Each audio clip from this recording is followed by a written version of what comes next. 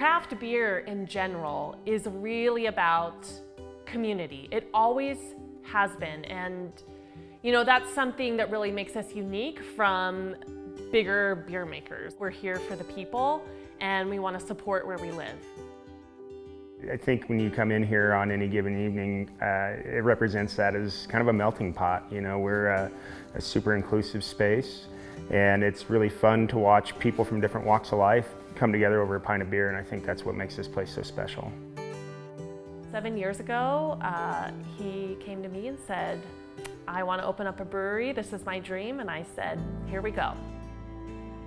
They were able to provide resources and tools, you know, to go through our business plan with us, to make sure things were where they needed to be able to take that to a bank and secure funding and stuff. So it was a lot of great organizational tools, and you know, being able to step back and look at, you know, what we were trying to do and say, you might be able to use this resource, you know, and point us in that right direction. And they were really instrumental in providing some of those tools to us. A lot of folks see those public-facing parts, right? You see when we have an event downtown that brings 1,000 people down, or you see a promotion that we may do for the holidays. What you don't see is all of those back-channel things, communicating with businesses on how we can best help them grow, communicating with businesses that are looking for a new space, and what do we have available, and where can we look for space to accommodate a new business, raising funds to provide grants, writing grants, doing all of those kind of things. And so there's lots that goes on behind the scenes, but a lot of things that go on publicly as well. Building that they're in came available, I contacted them, and honestly my first reaction was, I think it's a little small, I don't know if it'll fit your needs, and I think they signed the lease that very day, and so it worked very well. And so those are the kind of things that the Main Street program does, is, you know, you're in constant contact with a budding entrepreneur, with a new business, or maybe an existing business that's looking to relocate, looking for new space, those kind of things. And so that was our partnership, how our partnership began with Square State. Mike has served on our board.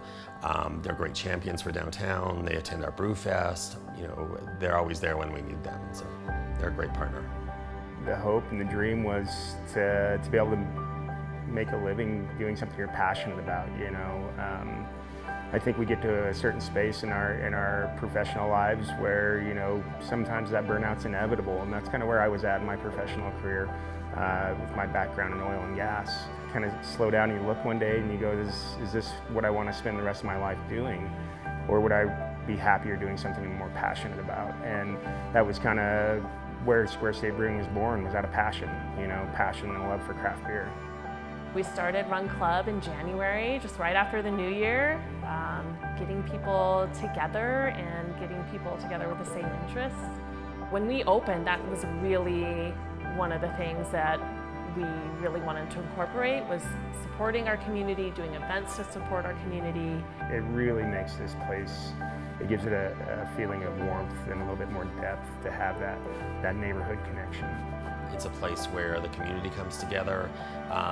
If you're a drinker or not, it's a place where you can come socialize, where you can unwind a little bit, and that's imperative for our community today, for anybody. And whether that's a brewery, a coffee shop, a public library, those spaces are necessary and even more needed in our community than ever before.